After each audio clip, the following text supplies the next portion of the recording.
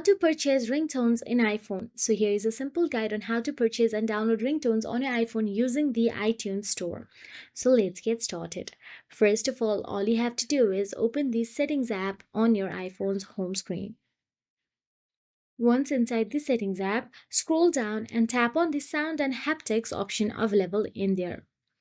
Once you tap on the sound and haptics, you will get to see ringtone option available in there. Simply tap on the ringtone. Then your purchase tone will appear at the top under ringtones, but if you have not any purchase available, then tap on the tone store option available there. Then you will be navigated to your iTunes. Now here, scroll and look for the tone you want to set it as a ringtone. So here, let me just tap on any. So for example, if I want any of this song, then I'll tap on the USD option available there. So USD is my US dollar, the currency. Simply tap on the install and tap on the continue, then I'll be navigated to my billing address. So I do not have any payment method entered in my iPhone.